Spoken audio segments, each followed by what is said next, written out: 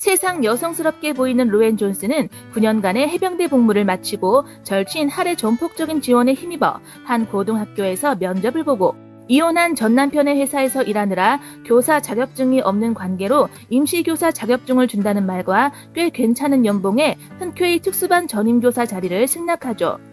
특수반이라는 소리에 할은 루엔은 안 될 것이라고 교감에게 말하려 하지만 특수반 교사가 뭔지는 몰라도 스페셜하다는 건 좋은 뜻이겠거니 첫 출근을 한 루엔은 도무지 통제가 되지 않는 아이들에게 좋은 인상으로 다가가려 하지만 학급의 우두머리급의 에밀리오에게 수치스러운 조롱까지 들으며 쫓기듯 반을 나와버리죠.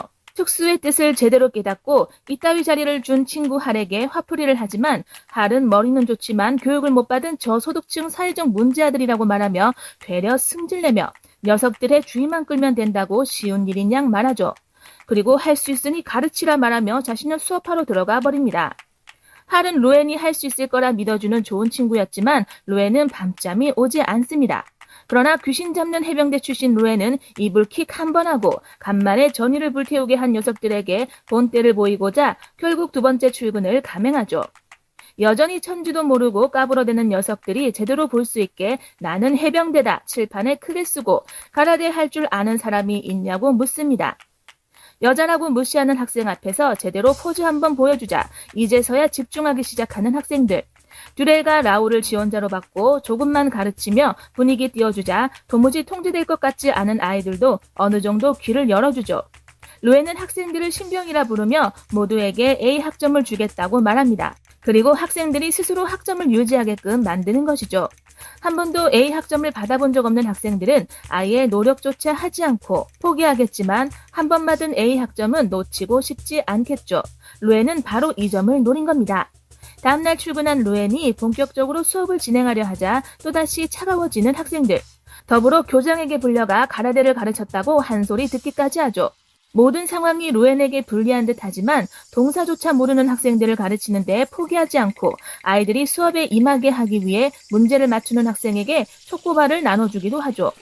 공부 좀 해보자고 프린트를 나눠주는 루엔에게 학생들이 야유하자 루엔은 이번 교과목이 끝나고 놀이동산에 데려가 주겠다고 말하죠. 누가 주최하는 것이냐는 질문에 교육위원회라고 답하자 에밀리오는 그럴 리 없다고 루엔을 거짓말쟁이로 몰아버립니다. 교육위원회에서 주최한다는 말이 거짓말이 맞긴 하지만 다 지들 잘 되라고 그런 것인데 그를 따르는 반 학생들은 더욱 루엔을 무시하고 반에서 거의 유일하게 조용하고 똑똑한 켈리는 루엔에게 에밀리오를 제압하라고 말합니다. 그러면 아이들이 따를 것이라고 말이죠. 루엔은 시를 읽을 줄 알면 학생들이 모든 것을 읽고 이해할 수 있다고 생각했고 학생들에게 시를 가르치려 하지만 이처럼 실패로 돌아가고 학생들의 관심을 끌만한 시가 필요했던 루엔은 할에게 자문을 구하죠. 할은 밥 딜런의 시를 루엔에게 말하고 루엔은 밥 딜런과 토마스 딜런의 시를 학생들에게 가르치기로 결정합니다.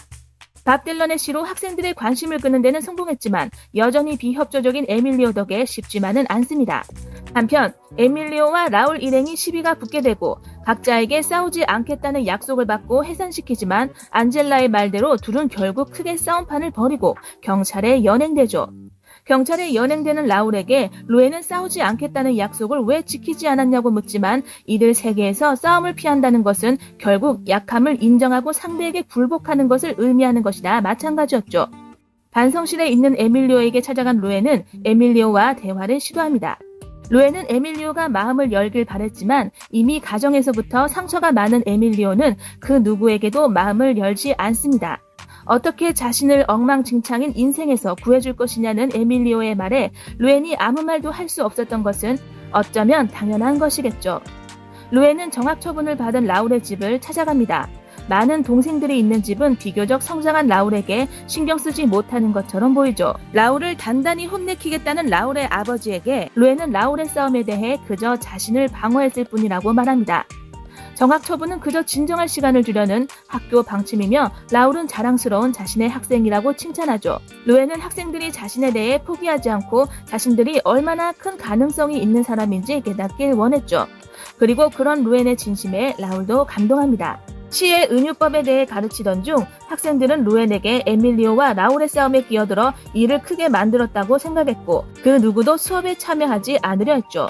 그러나 시종일관 비협조적이던 에밀리오가 수업에 관심을 보이자 반 아이들도 수업에 대한 태도가 달라집니다. 라울과 구스마로의 집에 찾아간 루엔의 행동에 에밀리오도 루엔에게 조금씩 마음을 열기로 한 것이죠. 약속대로 학생들을 놀이동산에 데려간 루엔의 이런 행동은 곧 교장의 귀에 들어갔고 교장은 사전 통보와 학부모의 동의 없이 학생들을 놀이동산에 데려간 루엔의 행동을 질책합니다. 루엔은 교장의 말에 갑자기 아이들을 따라간 것이라고 변명했고 교장은 자신의 사비를 털어 아이들의 입장료를 내준 루엔에게 그것이 학생들이 시를 읽어준 것에 대한 보상이냐고 물었죠. 루엔은 그런 교장의 말에 자신의 반은 시 자체가 보상이라고 말합니다. 아이들에게 시를 가르치려는 루엔의 노력은 계속되고 밥 딜런과 토마스 딜런의 시 중에서 같은 시를 찾아내는 딜런 콘테스트에서 이기는 팀에게 고급 레스토랑에서 식사할 수 있는 상을 내걸죠. 딜런 콘테스트에서 한 팀인 켈리와 라울, 듀렐은 우승을 하게 되고 식사권은 이 셋에게만 주어지지만 모두 노력한 학생들에게 루엔은 작은 부상을 나눠줍니다. 그러나 켈리와 듀렐은 아르바이트 시간에 걸려 식사 자리에 나올 수가 없었고 결국 루엔과 라울만 식사하게 되었습니다. 라울은 루엔에게 며칠간 결석을 해야 한다고 말하고 이유를 묻는 루엔에게 저녁 식사 자리에 입고 나올 옷이 없어 비싼 자켓을 길에서 사게 됐고 그 돈을 일해서 갚아야 되기 때문이라고 말하죠. 라울을 결석하게 둘 수 없었던 루엔은 그 돈을 대신 빌려주겠다고 말합니다. 그리고 조건을 내걸죠. 조건은 바로 라울이 졸업으로 대신 빚을 갚는 것이었습니다.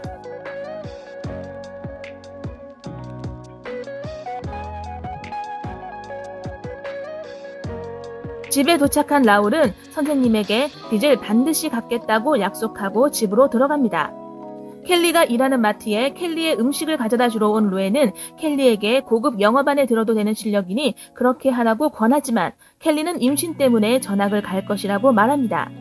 전학 가는 학교에 미혼모를 위한 프로그램이 잘 되어 있다는 이유였죠. 똑똑한 켈리를 포기할 수 없었던 루엔은 교감을 찾아갑니다. 켈리의 전학이 교육위원회의 결정이라 생각한 루엔은 교감에게 손을 써달라고 말하지만 사실 학교 측에서 임신한 학생들이 학교에 있으며 교육상 좋지 않다는 이유로 켈리의 전학을 권한 것이라는 사실을 알고 학교 측에 실망하죠. 켈리의 집에 찾아간 루엔은 켈리에게 전학을 가지 말라고 말합니다. 루엔은 아이로 인해 켈리가 학업을 포기하는 것이 걱정이 되었죠. 사랑하는 남자를 믿고 아이를 가졌었던 루엔 자신은 한 번 실패를 경험했고 행복을 위해 선택했던 길이 반드시 행복으로 이어지지 않는다는 것을 켈리가 알아주길 원했습니다.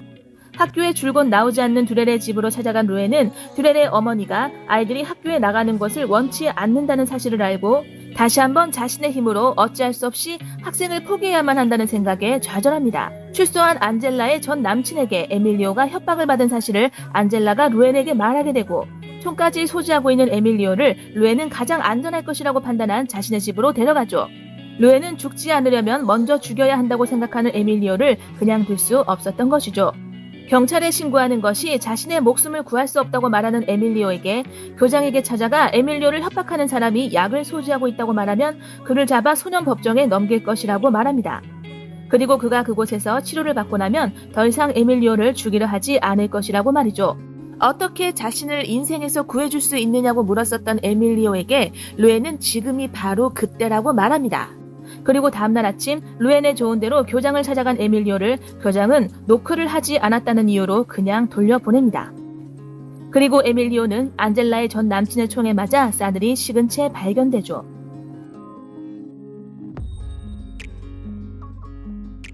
에밀리오를 지키지 못했다는 자괴감 그리고 듀렐과 켈리 등의 일로 교사로서의 한계를 느낀 루엔은 학교를 떠나기로 결심합니다. 학생들은 루엔의 선택을 모두 반대하고 루엔을 붙잡죠. 라울은 특히 반대합니다. 그리고 다음날 떠날 준비로 짐을 챙기는 루엔을 돕던 라울은 자신에게 A 학점을 줄 선생님이 없어 졸업하겠다는 약속을 지키지 못할 것이라고 말하고 루엔은 학점을 유지하는 것이 더 어려운 것이라고 말하며 지금 배우는 시는 대학에서 배우는 것이라고 말하죠. 그리고 졸업하지 못할 것이라고 말하는 라울에게 대학 입학의 꿈까지 심어줍니다. 집에 돌아온 루엔은 많은 것을 생각하죠. 루엔이 교단에 서는 마지막 날 라울의 설득으로 켈리도 학교에 출석합니다. 떠난 아이들은 떠났지만 이대로 남아있는 아이들을 위해 자신이 필요하다고 생각한 루엔, 그리고 자신에게 떠나지 말라고 애원하는 학생들을 위해 루엔은 결국 학교에 남기로 결정하고 영화는 끝이 납니다. 자신을 적대시하는 가난하고 반항적인 학생들을 포기하지 않은 루엔, 그리고 그런 선생님으로 인해 학생들이 그 사랑과 관심에 융화되는 과정을 그린 영화 위험한 아이들. 워낙 스피드한 요즘 영화들과 달리 단조롭다고 생각될 수도 있지만 곱씹을수록 명대사들이 서글국물처럼 우러나는 매력이 있는 여러 영화 중 하나라서 굉장히 좋아하는 영화이기도 합니다. 여러분들도 영화 직접 감상해보시고 영화가 주는 매력 느껴보시면 좋겠습니다. 리슨무비였습니다. 감사합니다.